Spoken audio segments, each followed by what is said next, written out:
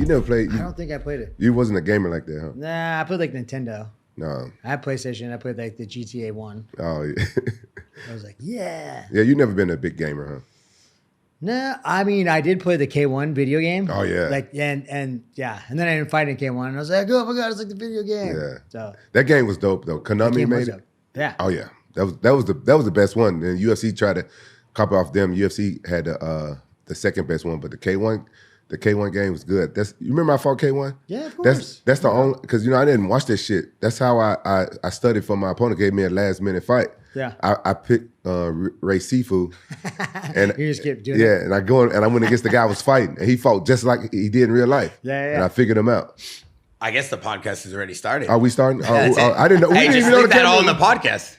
Huh? Yeah, leave that all in the podcast. Okay, fuck yeah. You might as well bring him in. Hell yeah, I'm not letting you do shit else on this fucking podcast no more, man. You got motherfucker racist ass motherfuckers all in my DMs trolling me and want to fight you. So yeah, I'm bringing us in today.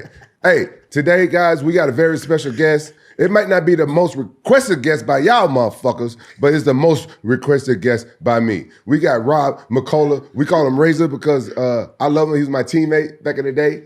We train together all the time. We got Rob McCullough. Was that a good bringing him in? That was great. That was like a Bruce Buffer. It was pretty solid. Oh, thank you, bro. Bear don't let me do shit over here. Come on, man. He let me bring people in like in the beginning of the podcast, but then he was like, after the podcast, he's like, Rampage, you suck at bringing people in. Let me do it. Rob, I never said that. He's like, It's been a long week. It's been a long week. Yeah, man. Sounds like it. We both been getting dragged through the fucking internet, bro. You ever mess up in life one time and you're like, damn, I could have probably handled that better. And then you go back, you're like, bro, I'm on my second marriage. So. It was a situation. It's a situation. Yeah. Hey, but listen, we got a good friend of Rampage, and I'm excited to kind of hear from you and talk MMA and get back to the basics of what this podcast is all about. So Rampage, I appreciate you bringing in a guest. You were hyping him up all week over here. Yeah, you were telling everybody about him. How far you guys go back? Man, we go back ever since I moved here. I moved here over 20-something years ago, and I was training with you and Tiki at Team Punishment. Or whatever. Fabiano. And Fabiano. Yep. Anderson. Yeah, Anderson Goncalves. Yeah. Who else was over there? Mayhem Miller. Tito. Oh man, there was a few. Randy Bowers. Yeah, Randy Bowers. Man. But he never really got. He fought a few times, but he never cared about it. Yeah, I mean he was making real money. He was making real money doing mortgages and stuff at the time. Yeah. I saw him at God, what was it? That pool party you see at the Hard Rock used to be really cool. Rehab. Yeah, I saw him one time. I go, bro, I'm doing a run for the belt, and he was there, and he goes, yeah, and he kind of stopped training, was making money, and I go, bro, Tito said if I can get you to be my partner and I can stop your takedowns, I got the likelihood of getting this is gonna be good. And he goes, all right, man, I'm gonna take a year off and just train, and that's what he did. And I was like, bro, you're awesome, man. I got the belt. So and he did that for you. Yeah, bro. Man, that's a good friend. Yeah. I bumped into him like a couple of months ago. Him and his wife. Yeah. He got like two or three two little girls. Two little girls. Yeah, he's doing good. He's a dance dad now. Yeah. I follow him too. He's like flying all over the country, and I'm like, oh, that's cool, bro. Yeah. That's good. MMA is not for everybody. If you already making money, especially back in those days. Yeah, you know what I mean. There was no money in it till And still, it's like you gotta be a top guy to be making something that's gonna be like substantial. But you always seemed like you were successful. I remember following your career. Like we were champions at the same time. It was some good day. I used to spar Rob sometimes, even though I was like twice his size. Damn. I used to hate sparring. He was fast, fucking crazy leg kick. Yeah, I mean, as a former kickboxer, we're going through some of the organizations you competed in: K1, WEC, King of the Cage, Bellator, Dream. Yeah. Did you ever look back now at your career and be like, damn, this one organization was insane compared to what you ended up seeing now in today's time? I mean, when you fight and you're on your way up, you're fighting for the belt, so that's what your eyes on the prize, and then you get there, and all of a sudden you get multiple plane tickets and multiple rooms for your guys, and then if you go backwards, it's like you get one room, you get to fly out one guy, it's on your dime, and you're like, oh man. So WEC definitely took care of their guys, which was awesome. It was Zuffa at that point, so it was the first Zuffa WEC lightweight champion. They'd fly out even if you didn't have a fight for a fight. They'd make you, hey, bring your belt. You're coming out, even though you're not fighting. Maybe we'll do PR events. So we ended up at casinos all the time. So playing blackjack became like a second nature. I was like, okay, which is What- kind of fun. Was you hanging out with Dana and stuff back then when he was managing Tito? Yeah. He's still a homie. Yeah. Are you still hit him up? He can give you tickets to the fights and shit? Yeah. That's fucked up, Dana. God damn it. I hate asking for stuff though. I don't want to be that guy. Yeah. I trained his kids for a while too. Yeah. He has a place here in Orange County. So I hate asking for stuff. But I have a neighbor who's like the nicest dude. His wife cooks food literally every night. And she's like, hey, I made food. I'm like, okay, cool. I have my kids tonight. And she's like, no, I made food for everyone. I'm like, all right, I guess we're having steak, guys. And so he had mentioned he'd never been to an MMA fight. And I was like, bro. And then he mentioned after like conversation, hey, bro, there's one coming up in Anaheim. And I'm like, I went home and told my wife, I go, dude, this guy spent so much money getting like making dinners every, like, I gotta ask Dana. I go, I hate to do this. And Dana goes, bro, come on, bro. Obviously you can. I was like, thanks, bro. And he gave me killer seats. So we went like that last one in Anaheim. Oh, yeah. They go way back. I remember back in the day when Dana used to hang out when he was managing Tito. So he went to a bunch of my fights. And yeah, so it was cool. I remember driving home. We went out. It was like Tito's show. I'm driving home in a limo. Dana's sitting next to me. And I ended up losing the fight. And it was a war. And I'm sitting with an ice pack in my head. And I'm like, bro. And he goes, that should have been in the UFC. And I'm like, yes. Thank you. And Tito's like, bro, he needs to wrestle a little bit more. And I'm like, bro, I'm like already a champion in Muay Thai. Come on, bro. But he was right. He was right. I needed to get, I wasn't still real good on being able to get up. And then I started, okay. I fought Josh Thompson after that. I was like, all right, my whole game changed. yeah. So I remember you got your wrestling and you started getting up and you started doing a lot of jiu-jitsu and stuff. I remember those days. Yeah. I remember with Fabiano. Yeah. Yeah. Fabiano Iha. Yeah, Fabiano Iha. Oh, and Giuliano. Yeah, Giuliano We had Parada. Giuliano in Newport. Yeah.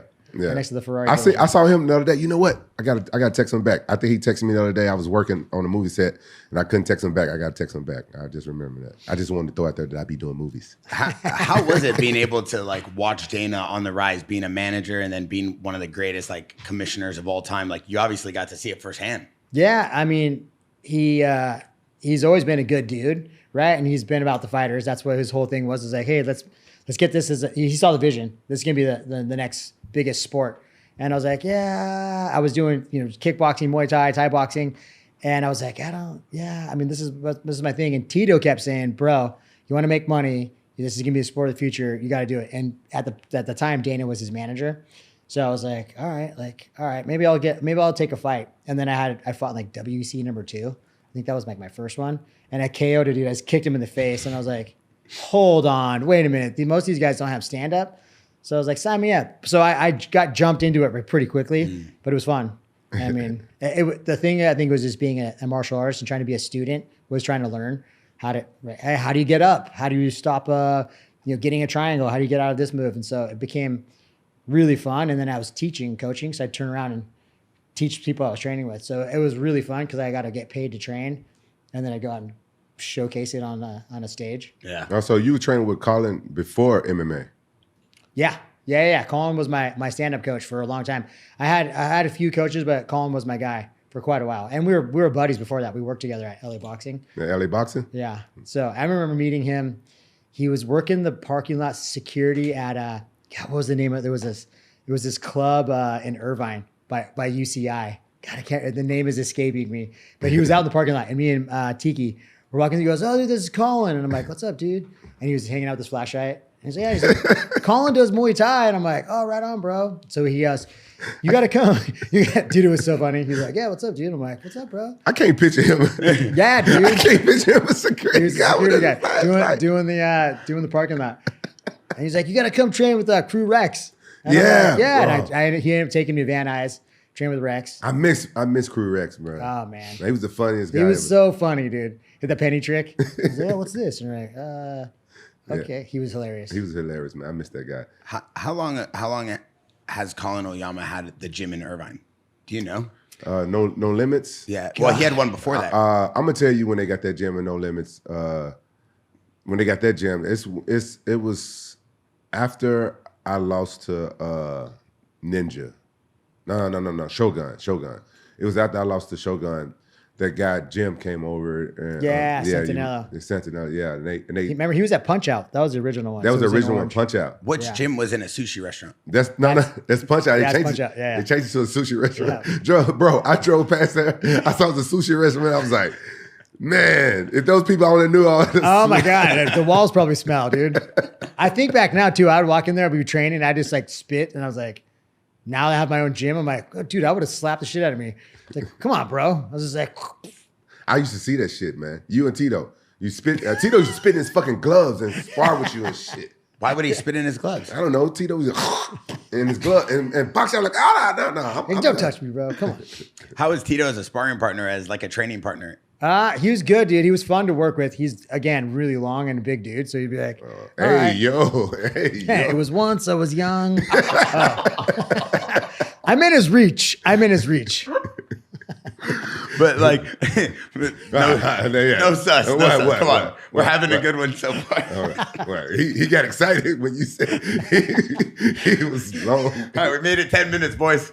No, but in terms of like a lot of fighters do recall maybe different eras or different styles of fighters based over the years, right? So during that era, Tito must have been like probably in his prime or going into his prime. Yeah. So definitely. obviously watching him at that height of that, how was that? Well, I mean, we went to high school together. So, wow. Yeah, so I knew Tito when I was like 15, 16. And so he was a big dude in high school, and he was a maniac. If he showed up at a party at your house, he was taking the keg with him, he was putting a hole in your wall, and he was going to slam dance everywhere. And he usually got in fights. Are you serious? Yeah, I swear. So, Like street fights? Yes, all the time. He got in trouble at one point. I think he ended up doing like a little small stint because he like hit a dude at school and like it broke his shoulder or something.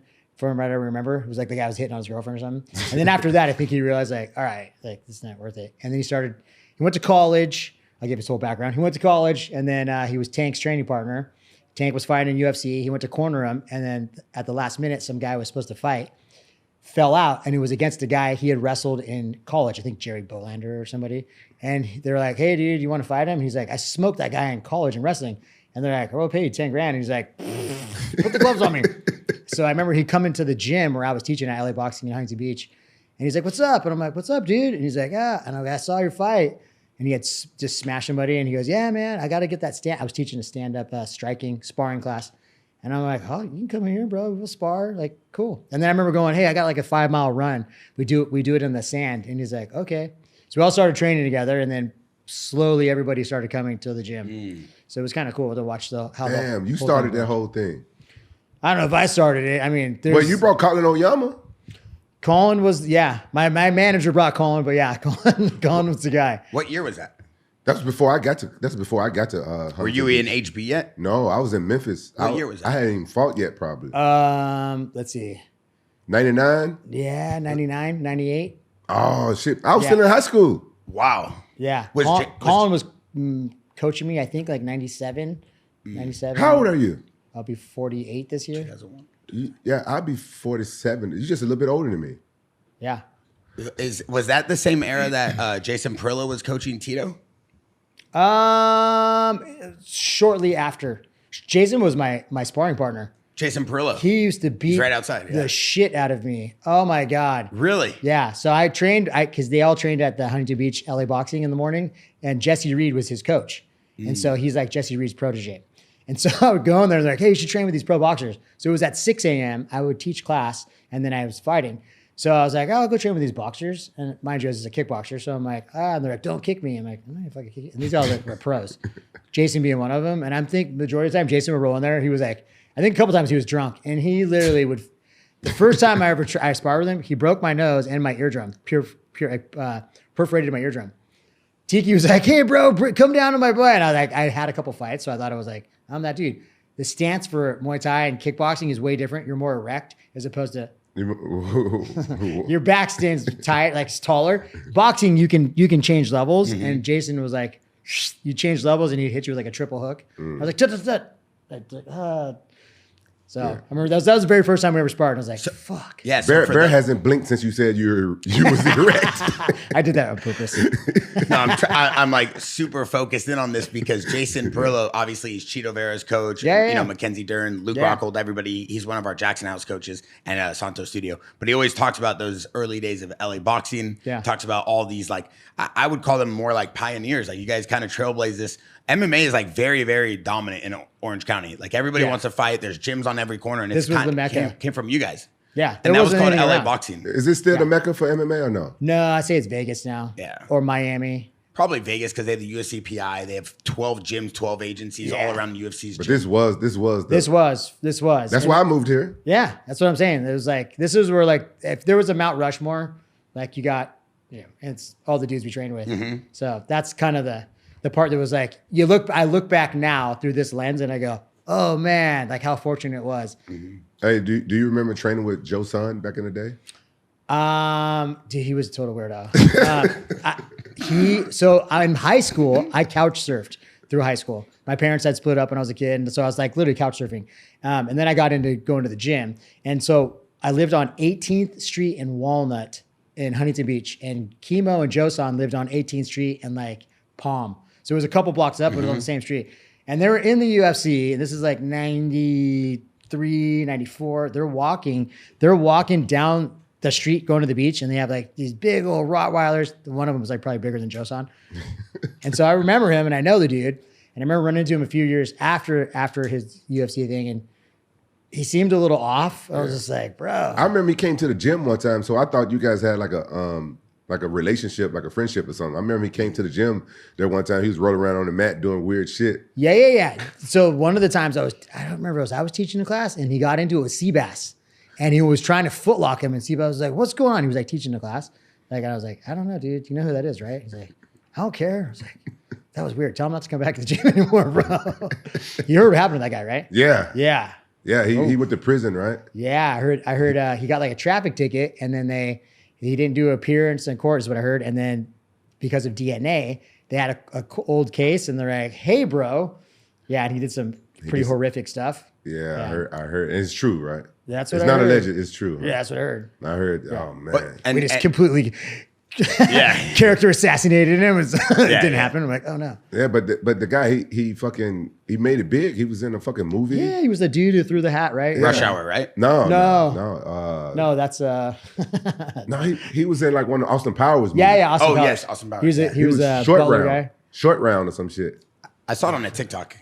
I think no, was it you? Someone sent it. But he's famous in MMA for being the guy that got punched in the balls. He got nut punched Nut punch. 100 times. I mean, and just to clarify, because I actually wanted to know the story. I don't know the background of it, but LA Boxing was the original like mecca of training centers, and also you guys pioneered kind of like the concept of gym training and classes and making money off of gym, correct? You know what? To be totally honest, I would say so. I would say that because Jason was the OG, Perillo was the OG LA boxing trainer, and there was Coach Perillo. Yes. And he was, and the best every time I seen him, he was like, shoe shine. Because essentially we were teaching bag classes to a bunch of like half of the class was strippers, and then half were like guys who were fighters. And then there was like a lawyer and a cop. So it was super random. It was like this whole like, but yeah, it worked out, and it was really funny. Where were the pro fighters at the time? Because Jason was a professional boxer, then became a coach, right? Because his coach Reed just got inducted into the Hall of Fame, I believe, right? Yeah, I don't know how the whole timeline, but he didn't go pro yet. Oh, got it. Boxing is very like, you got to have a lot of amateur fights before you get in there, because dude, there's so many dudes in there. Like there's a lot of money that can be made. So if they want to make sure that like, and they could, pad your record and give you a bunch of dudes you're going to smash. And then they're like, this guy's undefeated. And then, so they want to ensure that. Oh, so they're buying like the records. So that thing in Mexico is true. Like you go to Mexico, you buy a record. I heard boxers do that. I don't think kickboxers, y'all didn't do that shit, right? Nah, kickboxing was a little bit more challenging. Boxing, because it was just there was a lot of money in it, right? Kickboxing was as big. Yeah. So I think that's really what it was. Yeah, I'm thinking about going to Mexico. What? I need to get some aggression out, man. I got people calling me out on the internet and shit. Okay, it was a mistake. We owned up to it. We move on. Didn't handle it. It's okay. We're all going to be okay, I think. Hey, but hopefully. Real talk though, do you miss fighting? I was kind of upset when you retired because you were still kind of young when you retired. Yeah, you know what? I mean, the reality was, like I said, I couch surfed in my entire life. I was like, well, I wanted to be a good dad. I wanted to own a home one day. I read that book, Rich Dad, Poor Dad. Tried to start thinking like, all right, like I didn't even finish high school. So I was like, all right, I'm not dumb. I read books. Okay, I can figure this out. And I started going, okay, how does my money make money for me? And I was like, well, I teach class and I do that because I really like it. I do privates. So I'm making money there. I sell tickets to my fights. I make money there and I fight. And it wasn't because I fight because I wanted the money. It was more of like the competition. And it looked great for my personal coaching stuff too. Like, oh, this guy, he's going to sell you tickets. So it was how am I going to make money and how am I going to stay in this and have fun? And I'm a gym rat. So I liked going to the gym. So I was like, how am I going to do this and keep going? All of a sudden, right, I'm doing that thing and then I ended up getting married. Got married and then we got a kid. I bought a house and I turned around and I'm like, okay, I got real like adult bills. I got a little kid. I got mouths to feed. And so at the time, my kid's mom was a porn star. So I was like, well, you're not going back to work. So you're not going to do that. So I got this. Your wife was balling? She did well. But I mean, that when you do that kind of stuff, you don't, it owns you. You don't own it, right? It's not like, oh yeah, I do that because I'm fun. There's no such thing as like, I'm a famous, but it's like, bro, I forgot your ex-wife was a porn star. Yeah. So it was a matter of, hey dude, I'll pay the bills. And I'm like, all right, I got a house, I got a kid. And all right. So got cut out of my contract, lost a stupid fight on a dumb draw, split. So I'm like, okay, here we go. My manager goes, hey bro, you could try to get you back in. The Ultimate Fighter is doing like a whole nother thing. They can get you back in, but they're going to own your rights in the universe and they're not going to pay you what I think you're worth. So as a good manager would do, he's like, I'll get you in some other circuits. You'll make good money and then you can get back and go UFC, whatever you want. So I was like, all right. And then I ended up going to Dream and I'm like, bro, they're notorious for not paying people. And he's like, yeah, no, I'm going to work it out though. Don't worry. He's like, we'll make sure that your show money gets into an account first.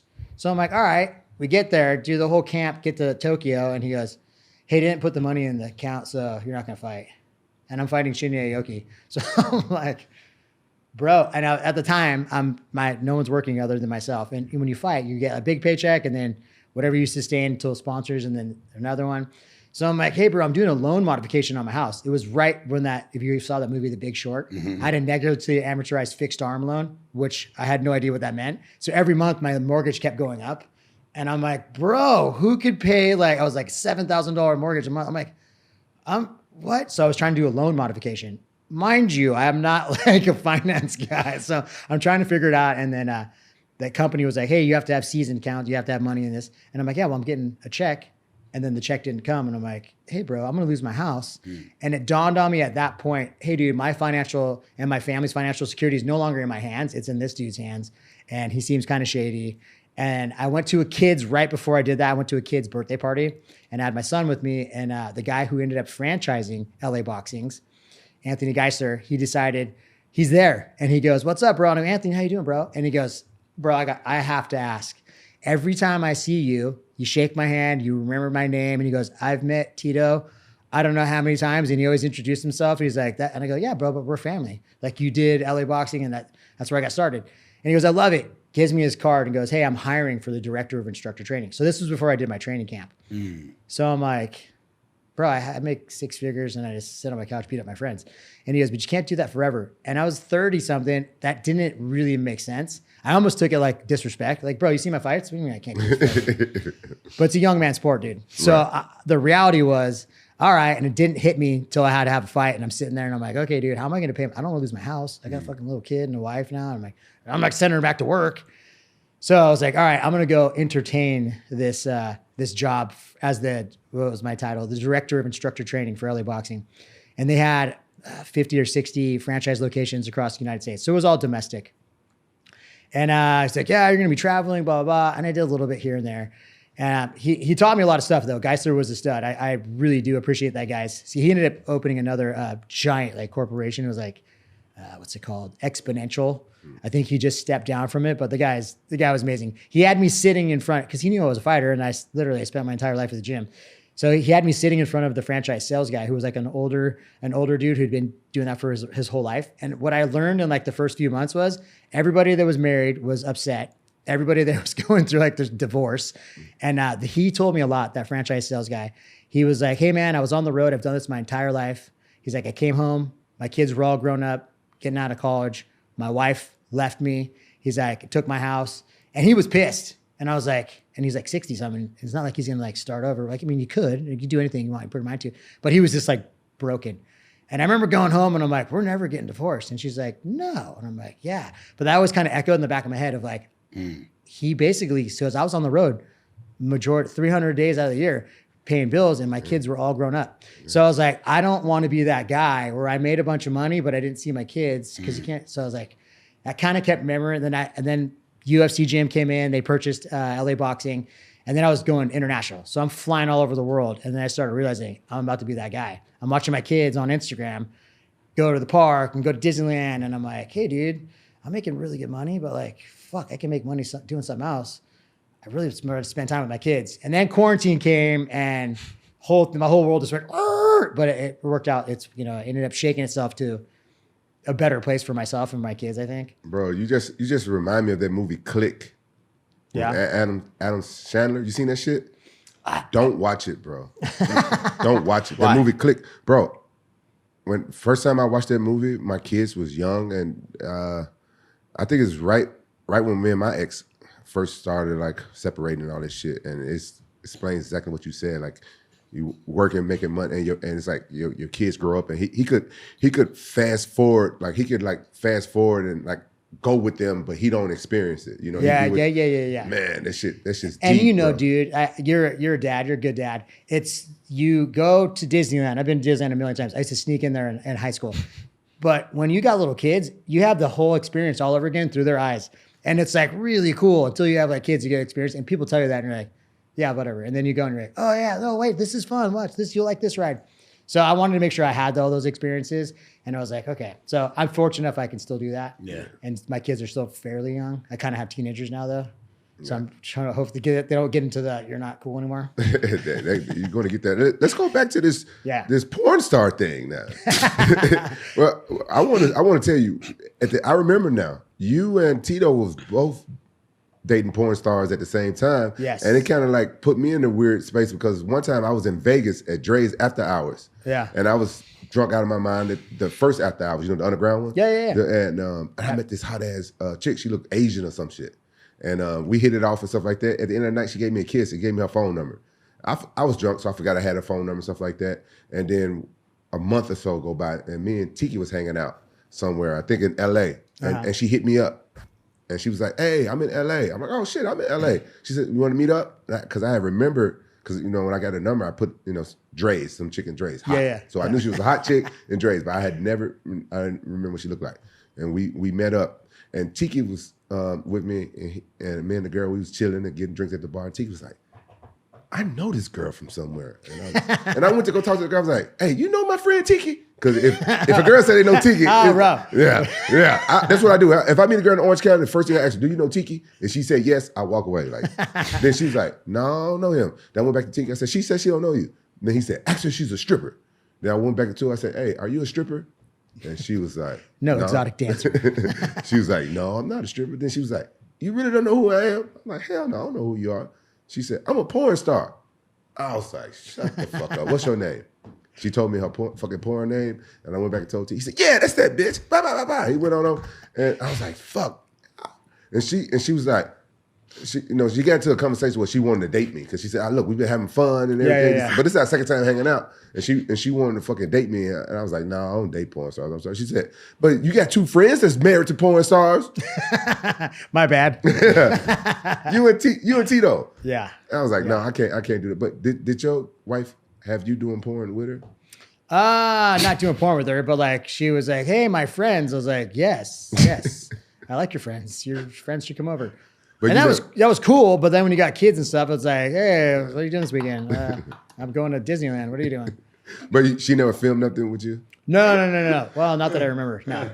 No, good because he was finna go look that shit she up. only did girl stuff. Oh, she only did girl stuff? Yeah, she only did girl stuff. You didn't allow her to do no other shit? Not that I didn't allow her. I knew what I was getting myself into. I look back now and I go, man, are you retarded? What you not only wifed that chick up, like, yeah, like what? She's a good mom though, so I gotta give her that. Yeah. It was just, everybody, as you grow up, you change, right? You get older and your priorities adjust, and right, what's one thing you thought was cool, and now you look back and you go, oh man, kids these days, what are they doing? Yeah, I know. My kids changed my life. You got good kids though. When they come here, they show a lot of respect. They're very humble, very respectful. Yeah. It's good. When you gonna have kids? I'm not there yet. I'm still trying to figure out how to do a podcast, brother. Once I get through that, then I'll figure out the next step. One thing I wanted to ask you on the business side, is it true that LA boxing then turned into UFC gym? Yeah, they got acquired. I forget, it was like 2011 or something like that. Yeah, and what ended up happening? UFC gyms came in and bought all the franchises? No, UFC gym was established in 2010, I believe, and they started with like big corporate gyms. Like it was basically all they got. Mark Mastroff, who started 24 Hour Fitness and sold it for $2 billion, has a bunch of other gyms. He still has UFC gym as one of them, umbrella companies. And he was like, hey, this is a great concept. The best part is they pitched it to me a long time ago before I was even doing that. I was still fighting. And I was God, I can't remember the name, not Dre's. It was the nightclub that was in Liquid Hard Rock.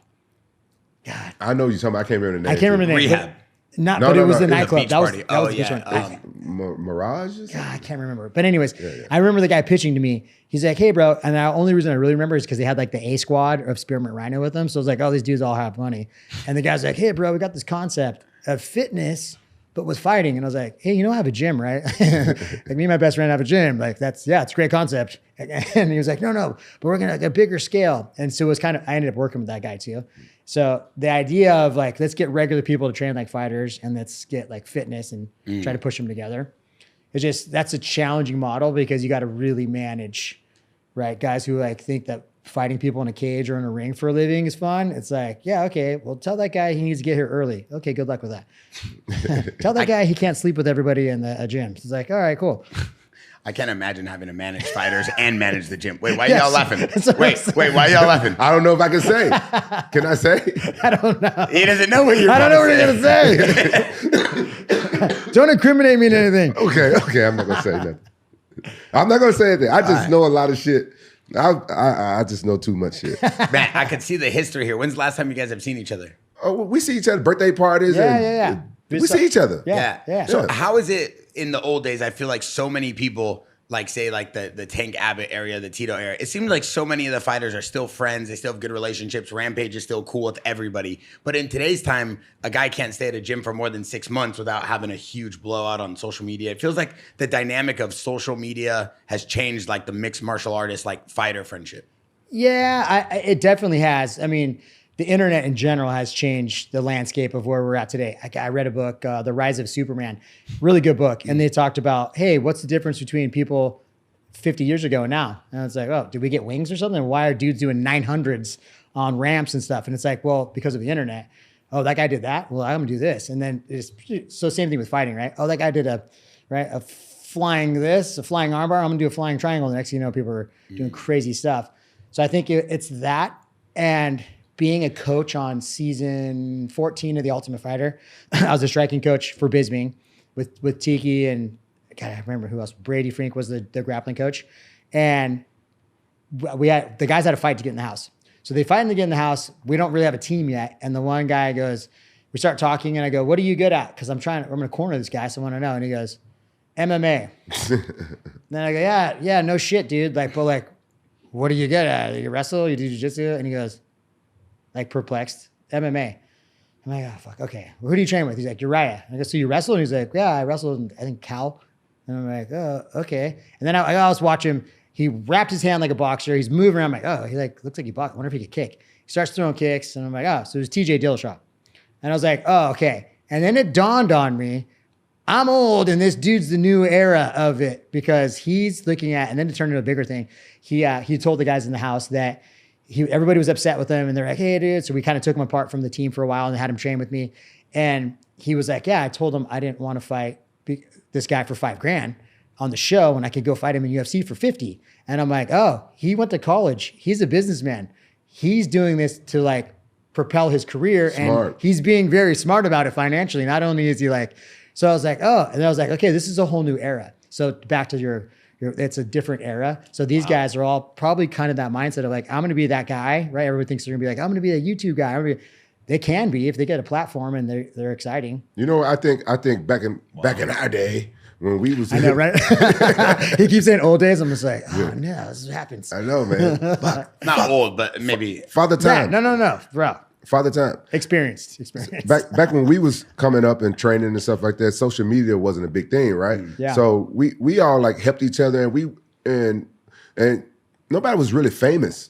Tito was like the most famous guy around, but it still wasn't like fame like it is now, right? So I think now people, social media and people getting famous, say if you and I was training together and you was getting more famous than me on social media, I could probably get jealous of you a little bit. Yeah, right. And I think that's what's going on a little bit right now. Yeah, but they want to, you get to a fight camp and before you make it anywhere, you're one of the guys in a camp.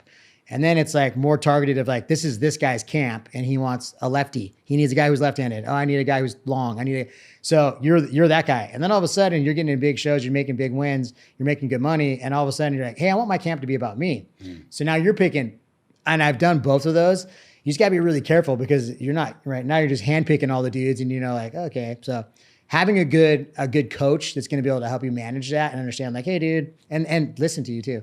Hey, how you feeling? Yeah. Did you do strength and conditioning today? Because if you did, we're not sparring today because otherwise you can't pour from an empty cup. Your nervous system's going to be shot and you're probably going to get sick and you're going to feel like shit. But that was like crazy talk back then. Everyone wanted to do their own thing. I'm going to do this. I'm going to do that. He's do this. And it's like, hey bro, the only person who's going to get smashed on this is the fighter, is the athlete. So it's getting to understand like, hey, here's what we need to do. Have a direction, have one voice, and be like, so it was interesting things. Stuff you learn when you start like training. Yeah, it's cool to understand that the dynamic. I mean, TJ's always bringing us into light on training and technique and understanding the body. How was he training him on the show, though? Right, he's a stud. Yeah. He's a stud. And it was right around the time I just had my son. My son is a little blondie. And so I was like, all right, this is kind of what my kid's going to look like when he gets older. And it's funny. My kid's 14 now. And he's like 6 Does he look like TJ? I know. I was like, wait a minute, TJ. He has blue eyes. I don't think TJ has blue eyes. And he's 99.98% mine. You had him on. I had to find out myself. And then I go, I knew it. 99.98. Why isn't that 100? And then she gets a phone call and she goes, yeah. Why isn't it 100? Oh, okay, thanks. Hey, you idiot. You can't be 100% genetically positive unless you're the person. And I'm all, oh yeah, I knew that. Okay. I didn't know that. I didn't know that. So that's actually, hold on. That's actually crazy because so what if they're twins? I don't know. I don't know. I'm not a doctor. Yeah, all my kids are 99.9. But I didn't have my 2 Japanese kids tested because I was married with it. So yeah. Would it be like, would my kids get mad at me if I go and get them a DNA test? They're like 18. 19. Yeah, we're not doing that now. What? Yeah. Would they be mad? I don't think so, but I don't know. Hey, let's get a DNA test. Bro, just be like, hey, we're going to do Ancestry.com. I don't think it's needed right now. You've seen a lot of different transitions of the MMA fighter as a complete fighter. In the emergence right now of the elite kickboxers, we see guys like Izzy and Alex Pierre kind of like taking over, a little less grappling, a lot more standing up on their feet, using their body, their kicks, their arms. What is your feeling right now of where MMA is going and kind of like the fighter? I mean, it has its runs if you watch. Like it was jiu-jitsu, right? Well, then everybody now, I have chicks at my gym that just randomly do it. They're blue belts. So everybody's got like a level of jiu-jitsu that they understand. So it was jiu-jitsu, and then I think it kind of went to the ground and pound wrestling, right? Mark Coleman era. And then it started getting like this, all right, what's his name? Frank Shamrock, where he had, he was kicking people, but he had submissions.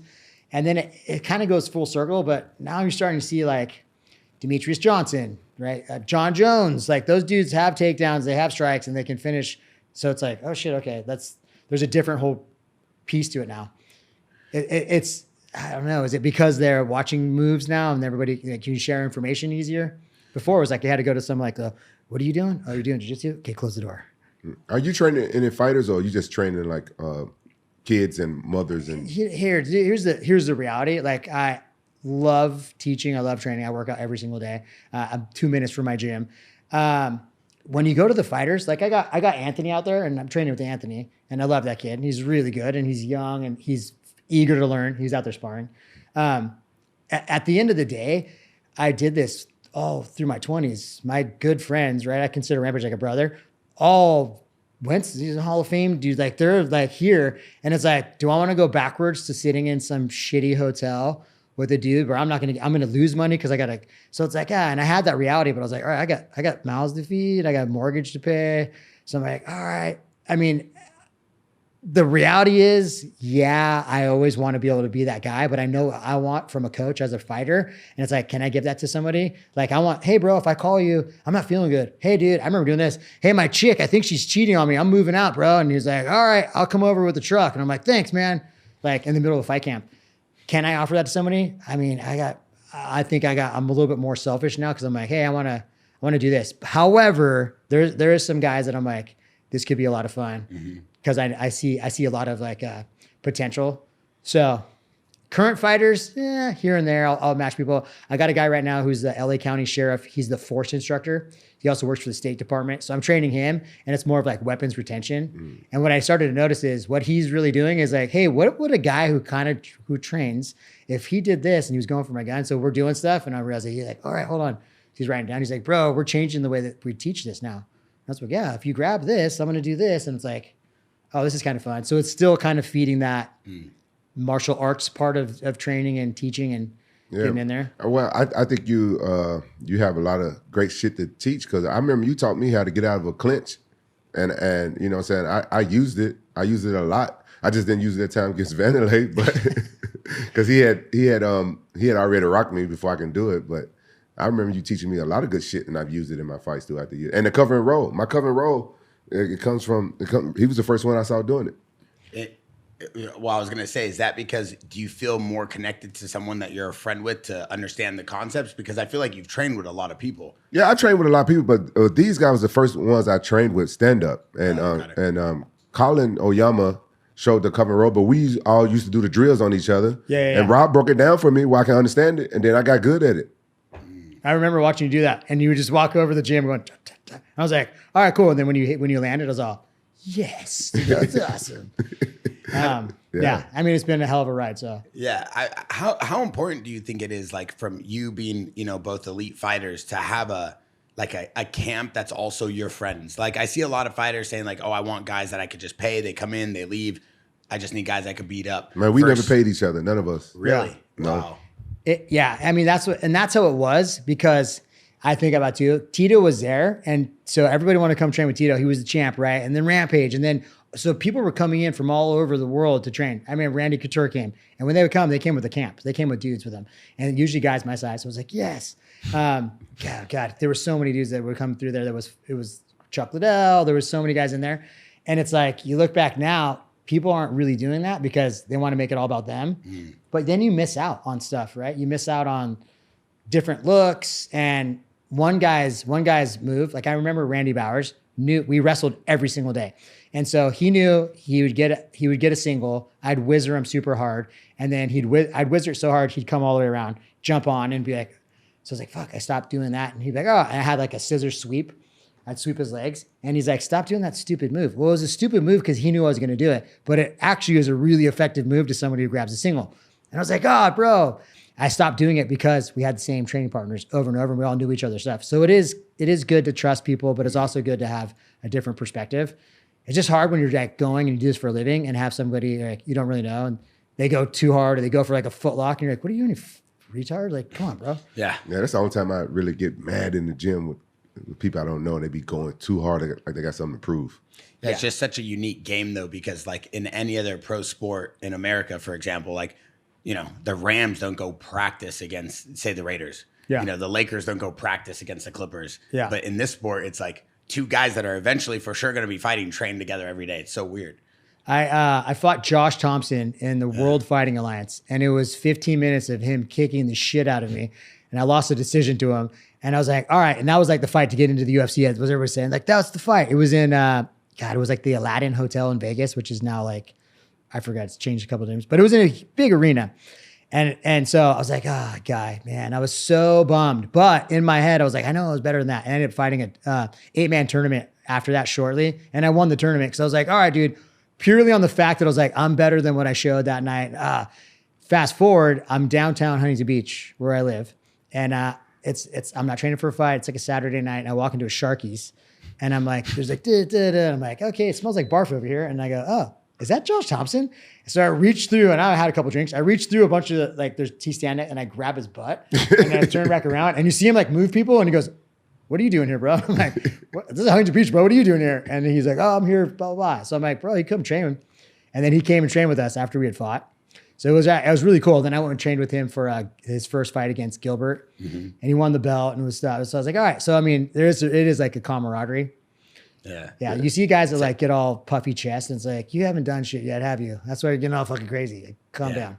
It's a unique sport that I think that's what everybody falls in love with you guys as fighters, because you guys do have this camaraderie. You're like larger than life. You're like gladiators, modern day gladiators.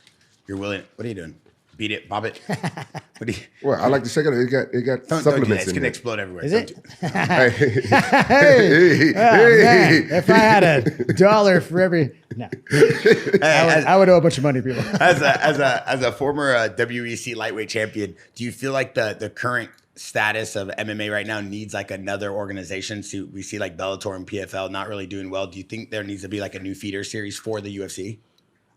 I mean, it seems like they're doing like LFA. There's some shows out there that are like Tough Enough. Like there's some shows that they're producing stuff.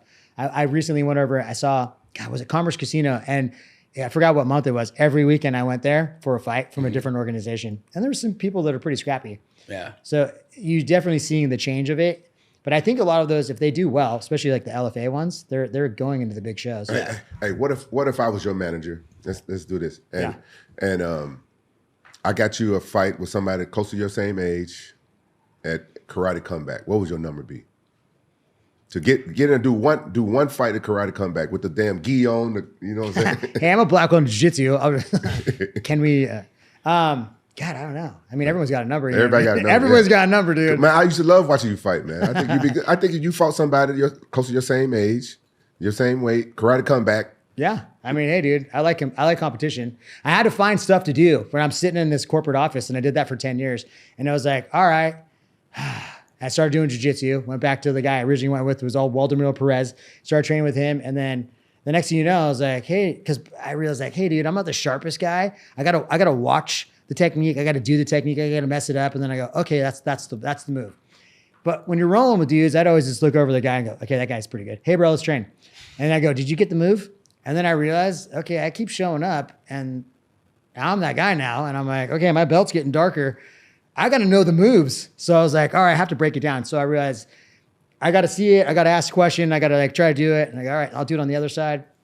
It became a lot of fun, but it was like, okay, understanding like how far you can go with the knowledge. Like you got to see it, you got to hear it, you got to kinesthetically, tactile move stuff. So it became really fun, but that kind of fed the competitive edge for a really long time. I was getting a black belt in jiu-jitsu. Now it's just like, all right, now it's business. Now I'm like, all right, cool. How am I making money? I get up at 4:30 in the morning. I go to the gym. I train a bunch of people. I get home and go get back in bed with my wife by like 9 a.m. And I'm like, all right, what do you guys want to do? And she's like, I don't know. I'm like, let's go get lunch or breakfast. She's like, okay.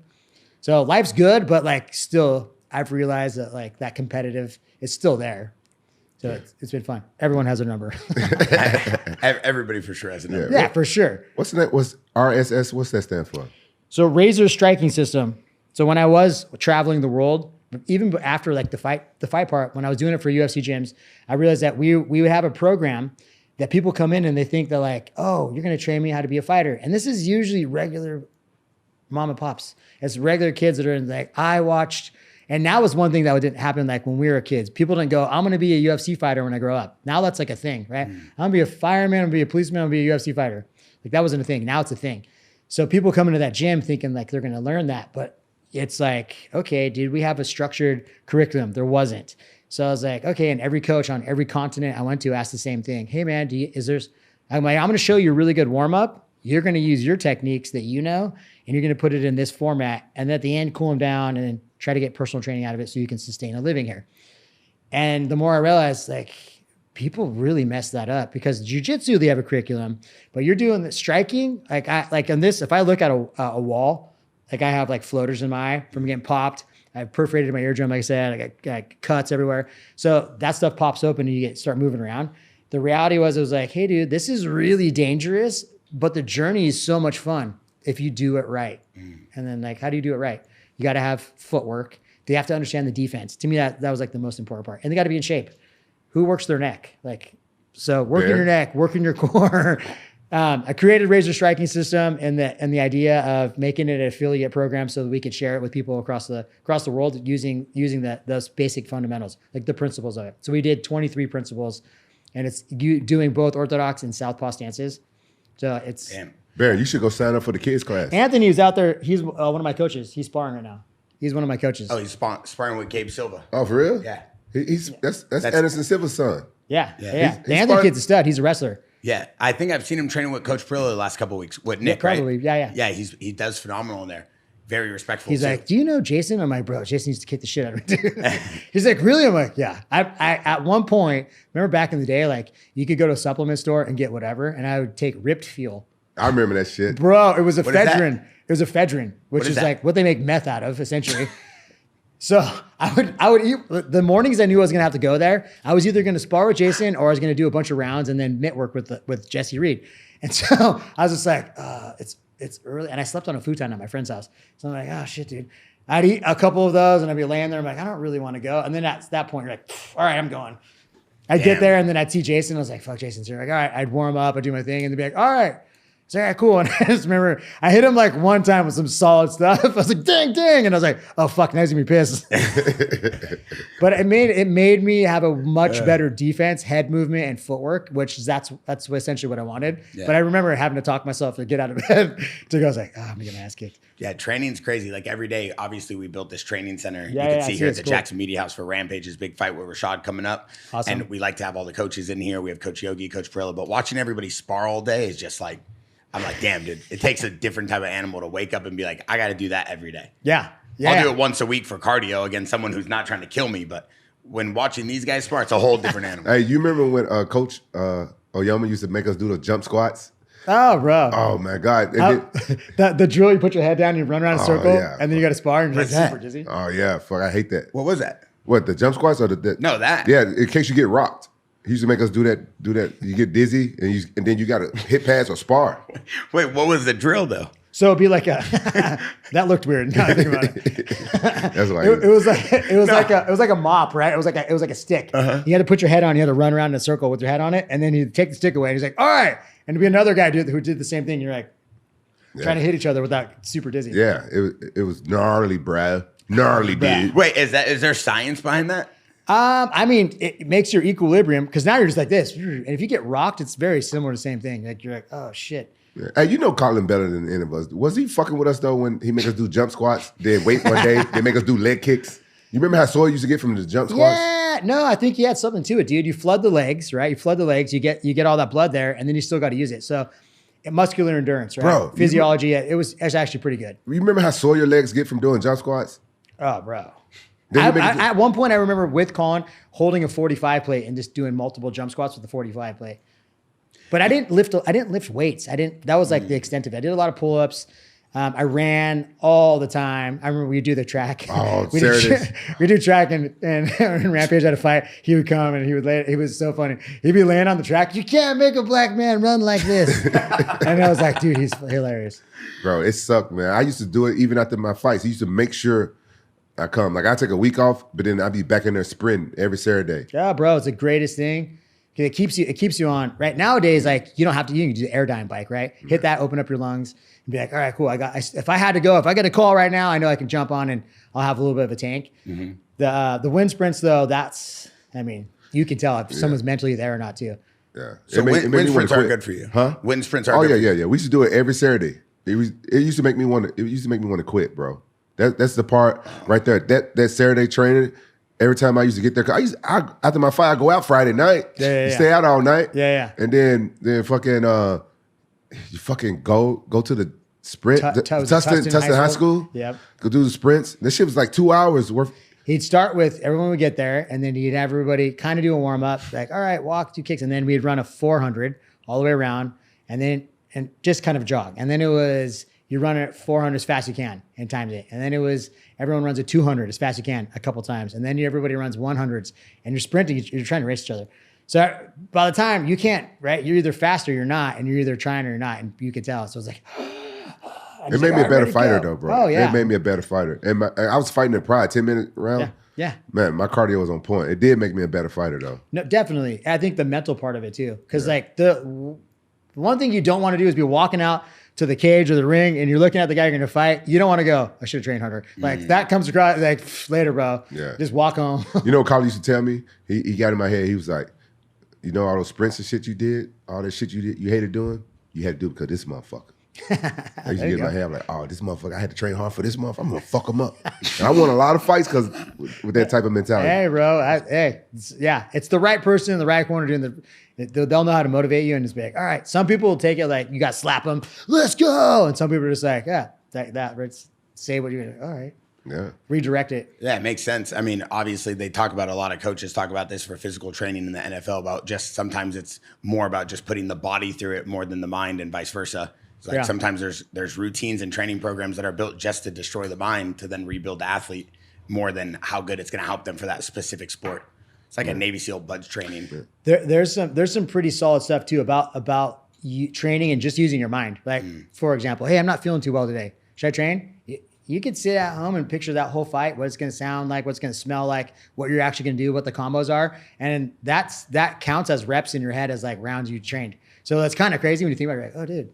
And that's why I think this new generation of fighters is just that much different of a level because they're like, they've got stuff like that they found on the internet. They're like, oh, cool. All right, I got to ask you one serious question, though. I've been wanting to ask you this for years. Yes. You remember that time, me, you, and Tiki, and I think maybe Seabass was with us, so I can't remember who else was there. And we almost got in a fight with those bouncers, those big Samoan dudes. Where was it at? Because in Huntington Beach, I remember a couple times. Well, it was just one time with me. We almost got, but we didn't fight them. They didn't know we was fighters or nothing, but we didn't fight them. We got put out or something, and they was it Huntington Beach? I think it was Huntington Beach. It was like some real big Samoan guys. It was like two or three of them, and it was like 4 of us. You don't remember, huh? I'm trying to remember. I remember at a fight on 7th Street in LA, and some dude started with you, and you pulled your chain off, and I'm like, "Oh, dude, you saved me." I remember that. You grabbed the chain from me. I was like, "Bro, we're all gonna go to jail." But it was like regular people, and like, that was different. They were like gangbangers. Yeah. You remember why that started? Not really. I remember exactly why. I was like over here, and I looked, and I was like, "Oh, this isn't gonna end well." You ripped off your chain. I'm like, "Oh, dude." I remember exactly how it started. One of the ring girls was hot. And she was hot as fuck, and she was flirty. And she came up talking to us and stuff like that. And she was talking to me. And her boyfriend was like a little Mexican cholo with tattoos and stuff. He came up, talked to me. He was like, "Hey, that's my girlfriend." I'm like, "Okay." He said, "Why are you talking to my girlfriend?" I'm like, "Well, who? The ring girl?" He said, "Yeah." "Oh no, she came up talking to her." He said, "Don't be talking to my girlfriend." And I told the guy, I said, "Listen, bro, if you don't want nobody to talk to your girlfriend, tattoo, she got a boyfriend across her forehead." And we started laughing and stuff. I looked at you laughed, and he hit me, remember? And then as soon as he hit me, I pulled out my chaff and hit him with it. And Bobby Gamboa took his shirt and went and jumped him right quick. And it was a big brawl. These motherfuckers don't know. We all fighters talking to the ring girl. It was like all of us lined up. Yeah. It turned to a big brawl. We had to get the fuck out of there. How cool must have been back then, moving around, going to parties, going to events, going to bars, knowing that all your boys are elite fighters and like you guys are all homies. Some did. Some would be like, "Oh, cool," but I mean, it was always fun. I remember we did a training camp in Big Bear, and I don't. Did you fight her in Japan or not? And Rampage had on these King of the Cage gloves, and we're in Big Bear, right? And this is like maybe 2000. And he's like dancing. We had the gloves on, and everyone there, like, there was like all the local dudes were just like, they wanted to say something, but they're like, I had a big bright yellow king. Tito still make fun of me about that shit. Dancing, and the dudes you could tell, they're just like, "Can I get another drink?" Like, Bro, I told y'all why I did that shit. Why? Come on, man. Do I got to spell it out, bro? Oh, yeah. You said it before on a podcast. No, but I'm just wondering why the King of the Cage. Bro, people used to say shit to me. I'm the only black guy hanging around all these motherfuckers. And I'm going to places like Big Bear, fucking all these fucking white ass motherfucking places. People always say shit to me, fuck with me. I'm like, come on, fuck with me now, motherfucker. But like over the years, you've always had a good cool to you. You never really blow it. You never really get too emotional. And that's why what people don't realize, when you do, then there's no controlling you. How were you able to control yourself back then? Oh shit! I went to fucking jail. I almost went to prison for that helps. That helps, bro. Bro, the judge told me, it scared the shit out of me. The judge told me, he was like, if you come back to court for another violent motherfucking case, I'm throwing you, your record going. Yeah. You're gonna go to prison. Add all the charges back. Yeah. Oh yeah, gonna go to prison. That's more than enough. Oh, that changed my life. I'm gonna tell you, it actually changed me to almost like a pushover. Like a lot of shit, I let a lot of shit slide since then. This happened in college. Like one of my teammates in college was racist as fuck, no doubt. And he was a weight class heavier than me, and I'm not gonna go all into it, but he did a lot of bullshit to me. The first thing he did to me was in a parterre position. He slammed his knee down in the back of my ankle. The first time I'm training with him. And the first time he did it, I thought, oh, maybe it was a mistake. Then he did it again. Right after that, like we had to get back down. I was like, hey, bro, chill out. You hit my ankle. He did it a third time. And I was like, hey, bro, I thought I told you to chill out. The motherfucker did it 4 times. Oh, and I picked him up and slammed him. Yeah, I said, bro, don't you ever fucking slam your knee down in the back of my ankle. And then the coaches, they didn't know why I picked him up and slammed him like that. Yeah. I wrestled 177. He wrestled 190. He was bigger than me, but people didn't know how strong I was when I get mad. I picked him all the way up over my head and just slammed. I tried to spike him, and they got mad at me. Then I told him what happened. I had just started wrestling. I didn't know that move. I didn't know that dirty trick. They knew it. They was like, oh, he's doing a dirty trick. So time go by. He pulled a knife out on me, put it to my chest. Yeah. One time we smoking weed, said I got nigger lips. He's doing shit like that. Oh, but yeah, this is the guy. And then he was getting kicked out of school and he was on the payphone. And I had just got done smashing my chick. And Corey Hill, and he stole my Black and Mild, my last Black and Mild. Corey Hill, the fighter? Yeah, he passed away. I fought that guy. You fought Corey Hill? Yeah. I wrestled with him in college. Oh, dude, he was actually a super nice guy. Yeah, he's a good guy. Yeah. I didn't know you fought him. Yeah, he stole my last Black and Mild. and I went to his room to get that motherfucker back. I come back, my door locked. Anyway, I'm banging on my door, and this motherfucker in like a corridor around where you can't see him on the payphone. He yelled at me, and my dumb ass walked up to him. And I got a real bad temper. This guy already did all the shit to me, but he hadn't did nothing to me physically. Besides that first time, I already paid him back for that. This motherfucker hit me in the mouth with the payphone receiver, cut my lip open, and I tried to kill him. And after that, I went to jail for that shit. They said it wasn't self-defense because remember Big Perm? Yeah. Big Perm pulled me off of him, and I went to my room and I looked in the mirror. I saw inside my lip. And I blacked out again, and I went back and I started stumping him in the face. And Big Perm couldn't pull me off of him this time.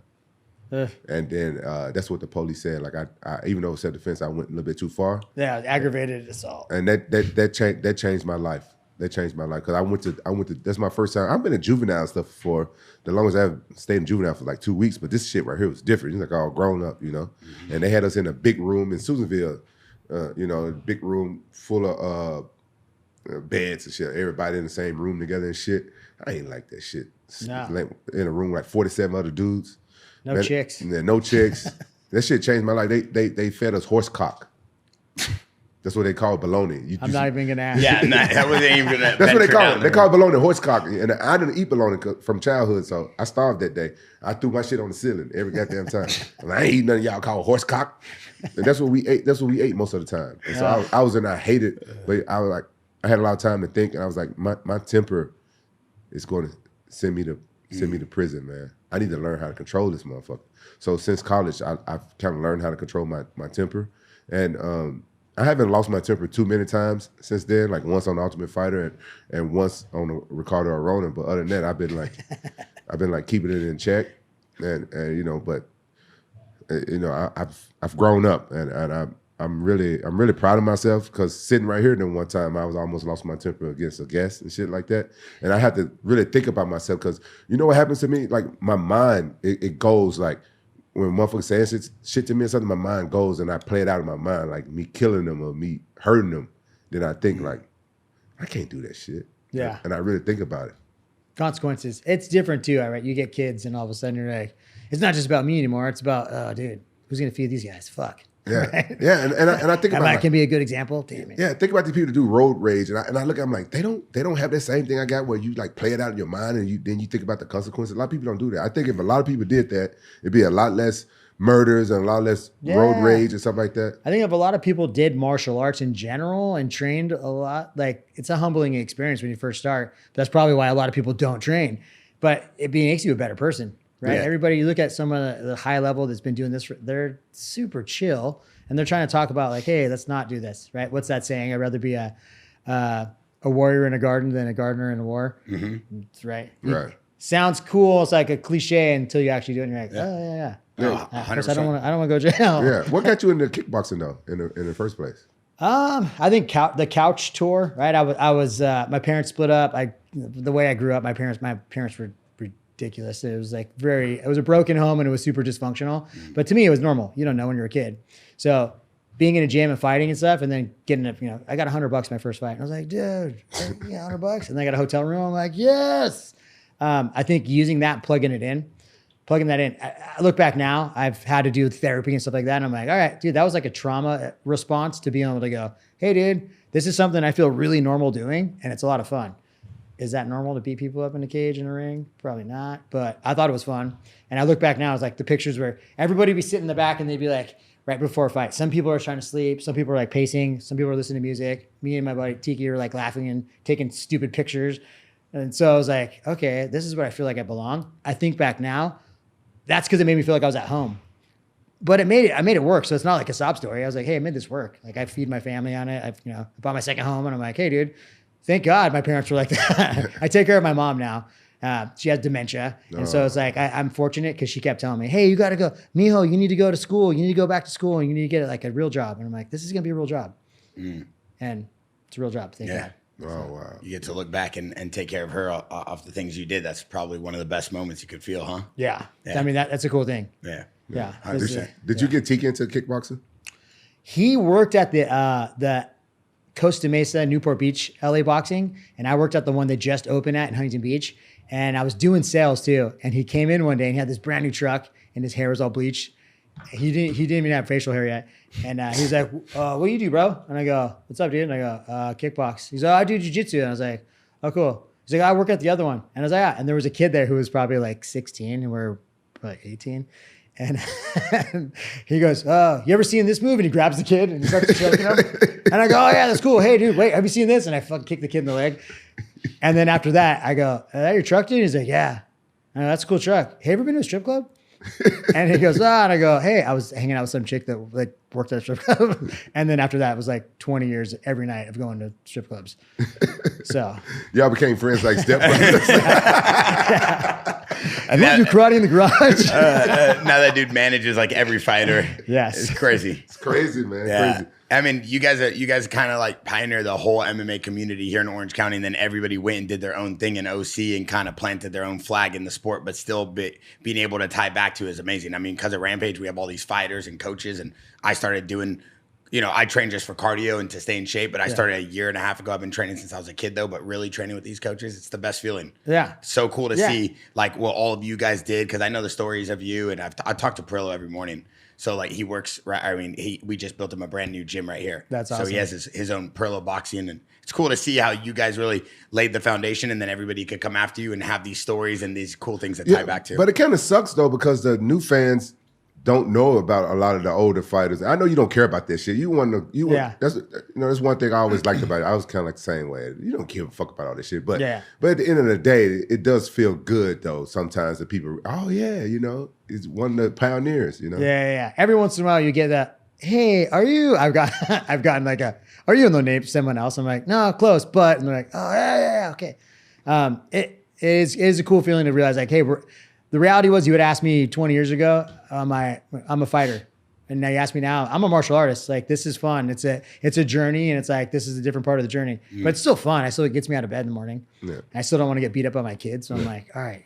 It's in my A game. Before you go, did you want to ask him anything about that Tito and Tank shit? Because I know he knows. I don't know if you want to talk about it. I'm not starting.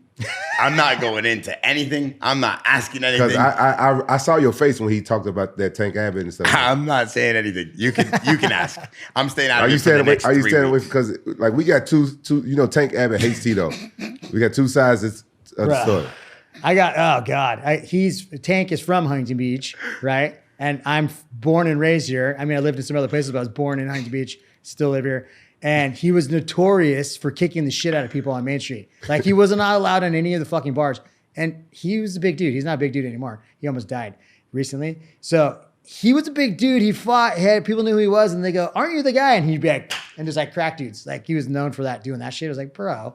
So wasn't a big fan of that. And then on LA Boxing, where I worked at, where I was teaching, and I started. I was super excited. One of my fights, the first fight I had with no shin pads on or anything, I KO'd this dude in Vegas, and I have a picture of it, and it says, "To LA Boxing, destroying the competition." And I put it on the wall in a frame. I signed it, and I was like, yeah. And they had like fucking, they had all these pro fighters on the wall. So I was just like, oh, that's cool. Like, bro, this is my legacy right now. Right, I'm like 18, and Tank starts coming to the gym and training. And when I say training loosely, like he hits the bag and like takes like a 10-minute break and hits the bag. He writes on the wall, "I'm glad to be on the wall," with his picture about all these pussies. And I was like, I fucking don't like that guy. Fuck, dude, seriously. Did he even do that? Yeah, I was like, seriously, bro. I was like, fuck, okay. Yeah, so he started off with the wrong foot for me. I was like, all right. Then I knew the whole story with him and Tito. So I was like, all right, bro. Like, that's how he got into it. They were training partners. And I'm sitting at a club after the fact. Tito fought Frank Shamrock, and he lost. It was a scrappy fight. He lost the fight, though. Tito did. And then he trained with Frank.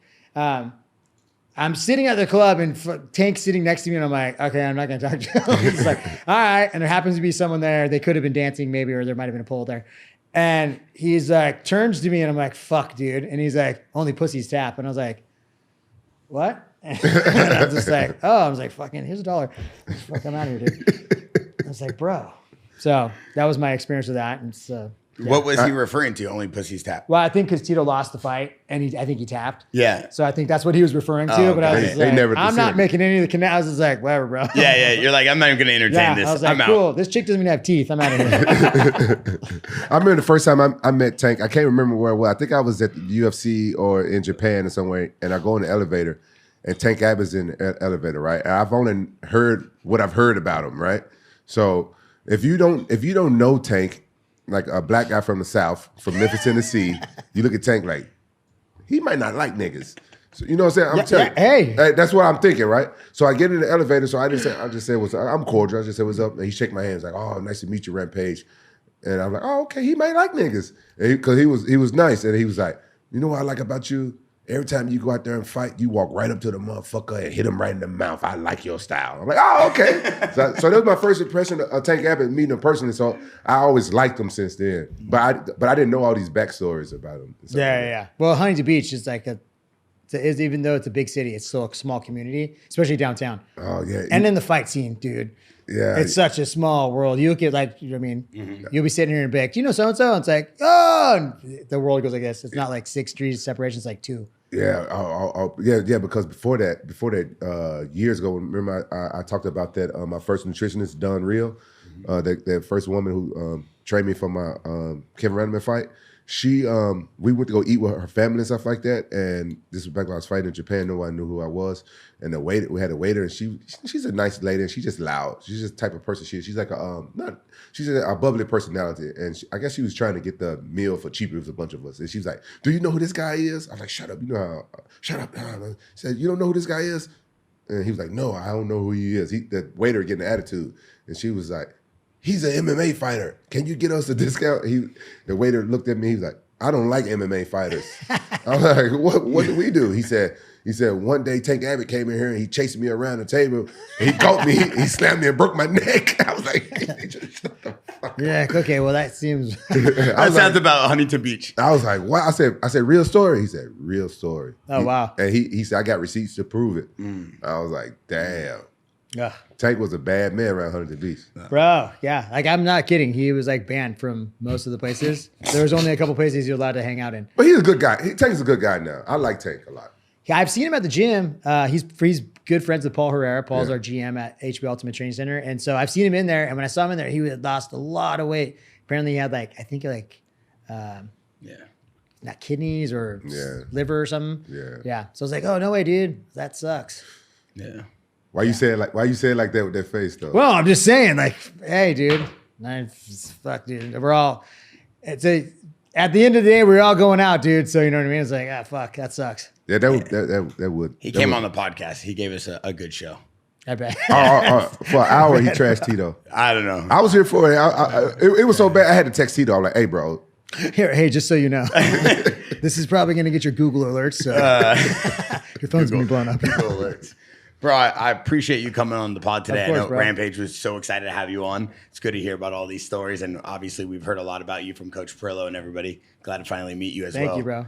And I think this is a good show. I think this is what the fans want to hear. Good MMA Yeah, man. talk. Yeah, you didn't cut him off not one time. Good conversation. I'm learning. I'm reading comments. I know what the people want. They want a good show with no one getting cut off. I think Tate is really funny, man. I hung out with him in Vegas this weekend. Man, Tate. That motherfucker funny as fuck. He bro. is funny. You were with Bo Jaxxon? Yeah. I hung out with Bo Jackson. How was Bo Jaxxon? Bo Jackson said he don't fuck with you because he wanted one of those Jaxxon jackets, and you said he said he can't make one for Bo Jackson. We don't. He's No. too big. I said we would give him one. We just don't have a 3XL in black. You wanted a 3XL in black. We only have it in white. We have those No, white. it's Bo Jackson, bro. Hey, if Bo Jackson asked you for a RSS jacket, would you make one for him? Yes. Yes, but you're asking for a jacket that was made. It's a one of one made in Italy. You have one. How am I going to get someone to do that? I would have to go back to Italy. The minimums were like 300 at a time. Bro, you are a fucking billionaire. This is what you do. Hear me out. You listen. This is what you do. You make one for Bo Jackson, right? Just the one, the custom one for Bo Jackson. Then you give my black ass one, and then you sell the fucking rest. We're not trying to make money. We're just I know to you put ain't on trying to good make money, shows. but listen. I got him a Uber black one time instead of just like the Uber X, and now he thinks I'm a billionaire. Like, bro, it's one stretch SUV Uber, and now he thinks I'm a billionaire. Look, this is why we're in the problem we are in right now. He don't listen to my fucking advice. He's a fucking know-it-all. Hear me out. He said you can't just make one. You go and make one for Bo Jackson, right? Then you give me one because he saw me with it, and he liked. I met Bo Jackson at the airport before I met him last weekend. He was super cool guy. Legend. Yeah, fucking legend, right? And to be so down to earth. I got his fucking number now. We texting buddies now, motherfucker. Bo Jackson? Yeah. Let's get him on the podcast. He's a legend. No, we're not gonna get him on until you give him a fucking jacket. Okay, we'll give him something else. No, give him a fucking jacket. He asked for the jacket. So this is what you do. You give him I'm a not fucking gonna win jacket. this. You give him a one of a kind, like that kind, like, and then you sell the rest of the orders. And it defeats the purpose. You Get him to sign a couple. Yeah. Sell them online. I feel like you have an amazing plan. We're going to try to put that into motion to the best of I can. But I told you no promises that I can't deliver on. So I can't promise. But can you try to look into it and try to work on it? 'Cause I will try. I will try. I really want to get Bo Jackson. He liked the name Jackson. Okay, I will try, and we will try to get him the best we can. Give me some stuff I can send to him though. We can do that today. All right, then. All right. See that? Come to a nice solution. No, it's not a solution like because it. I'm still going to give him a Conflict jacket. resolution. Yes, thank you. I'm still going to give him, and we're going to send him the white. You got a white 3X? We got anything we want here in 3X. You can give to. You got a white jacket like that in 3X? I think so. All right, I'm going to send him that, and then the other stuff and tell him, like, we working on your black one. I got you. All right. Before we go though, where could people find out about RSS and all your updates? Your I want to social put in our medias. description. Yeah, Razer Striking System, at Razer Striking System on Instagram, at Razer OB is my IG, and I promote my stuff all the time. So Cool. Yeah, HP Ultimate Training Center. That's our headquarters for Razer Nice. Striking System. And then we'll make sure all of this is in the description in the bio. So anybody local to Orange County wanting to learn, wanting to train, you already know what it is. Once again, I appreciate you coming on. For sure. Thank you. Rampage, thank you for another amazing show. And thank you for everybody who's subscribing, leaving us good comments, supporting the movement, supporting the show. We're trying to put out the best episodes we can day in, day out. We appreciate you. Let us know in the comments who you guys want to see next. And you owe them an apology. Okay. You owe Jackson. We got the most loyal. We had the most loyal fans until you fucked up and had me be all serious in here, and you cutting motherfuckers off. And now at the end of this Razor Rob's podcast, you give a fucking formal apology to all the Jackson fucking fans. Jaxxon podcast, Jaxxon family, everybody out there who's been watching this. I am sorry for being emotional, being abrupt, and cutting people off. I was trying to do a good show. Obviously, I came off wrong and I messed up. Have to own up to that. It didn't come out the way I wanted it to. I think I said that in a video with you as well. In all honesty, we're not perfect. That's not an excuse for what I was doing or what I was trying to do. No, I was trying to put on a good show and hopefully get you guys some good context on MMA and move forward from other subjects. Didn't come out right. Didn't come out the way we wanted it to. Got to own up to that. But they think that you booked him just for that. They don't understand that you already had. How long in advance did you book him? No, we already had him like 2 weeks before that booked. I paid for the flights and the hotel and all that stuff. I take care of all the guests. I make sure they fly in, get transportation, get food, get hotel. We've done 200 plus episodes. We take care of as many people as we can. I mean, the goal is to put out good MMA content and make sure that people can have a few good laughs and listen to us. And I'm not a professional podcast host and I'm not a fighter. I'm Rob, a guy trying to put on a good show. I'm cutting you off now. I'm not giving you the platform now, motherfucker. You're right. Rob, what you think I should do to him as a punishment? Because I don't like the fans to be all in my DM saying fucked up shit. I don't like that shit. I like to make people laugh and be positive. What kind of punishment you think I should give my co-host for fucking up? I don't know. He already apologized. You gonna let him off that easy? Well, bro, I didn't mean to do anything bad. It came off wrong. I messed up. I'm not like saying I was perfect. See, Rob too nice of a guy.